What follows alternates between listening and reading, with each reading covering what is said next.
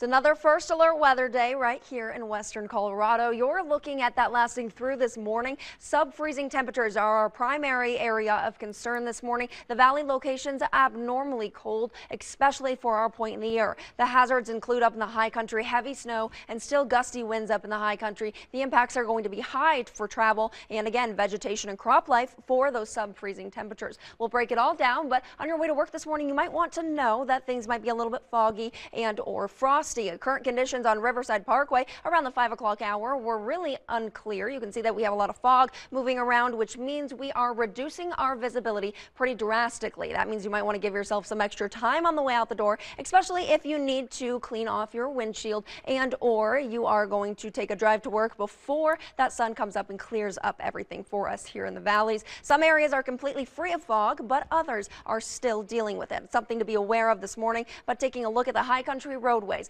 Those road impacts are definitely on the significant side. You're looking at Vail Pass right now. We can see that there's a lot of snowfall off to the side of those roadways and even on the roadways. And the Grand Mesa completely coated in snowfall this morning. Breckenridge is also completely coated in snow. Even the Dove Creek area off towards the southwestern corner of the state, they are consistently seeing a lot of snowfall sticking to that ground. Throughout the course of the day today, things should start to clear up and road crews will have everything looking a lot better, but we have been seeing really abnormally cold temperatures, at least comparatively speaking to where we were just a few weeks ago. We were in the 60s, the 70s, and even the 80s just a few weeks ago, which means all sorts of vegetation has begun that turnover process where it comes back to life after a long winter. Now the freeze warning with the sub-freezing temperatures in the low to mid 20s for Grand Junction, Fruita, Palisade, the National Monument, and Whitewater, that freeze warning is going to cause all sorts of problems for that vegetation that has already started to turn over,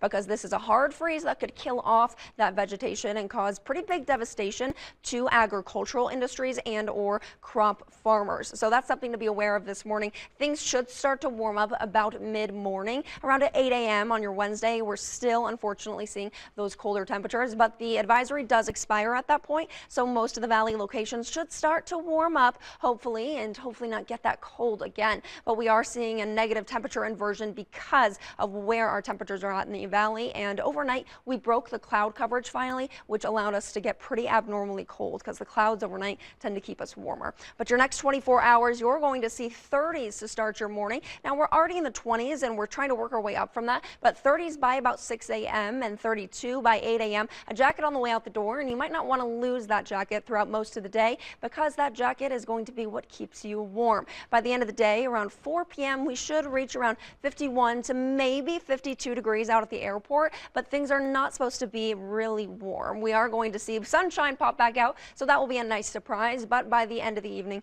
things cool down to a pretty cold standpoint again. So be prepared to encounter more cold temperatures going into tomorrow morning as well. We do have change on the way for your Thursday. We might feel like we're done with the moisture as of right now, but unfortunately, that moisture does return. Moisture returns to your forecast by Thursday and Friday, and even again pouring into Saturday. We're looking at a 40% chance for moisture returning on your Thursday, and then on your Friday, a 20% chance of that pouring over. We do see heavy moisture over the San Juans. A lot of that will be snowfall for the high country, which means that snowfall will be moving in from below us. So from the southwestern border of the state, we're going to continue to lift a storm system up, and you can see this is going through tomorrow afternoon.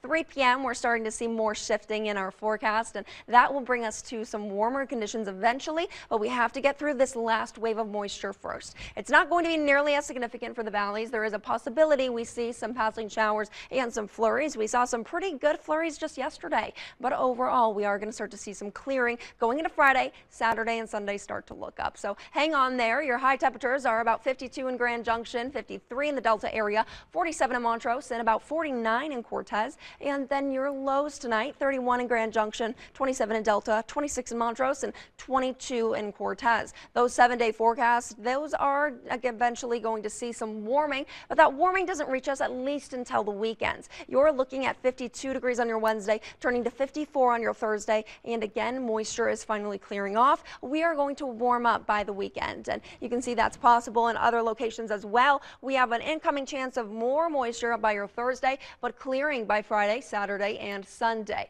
Looking at the Delta area, more moisture on the way as well. 53 degrees today, turns to 54 tomorrow, and we do warm up by the weekend. You can expect the 60s to return, so that's exciting for those of you wishing the winter weather away. And for Cortez, you're looking at 40s. You're going to see that turn into, again, 49 degrees tomorrow, but a 50% chance of some moisture. That storm system does originate from the southwestern corner, so Cortez is more likely to see moisture than other locations.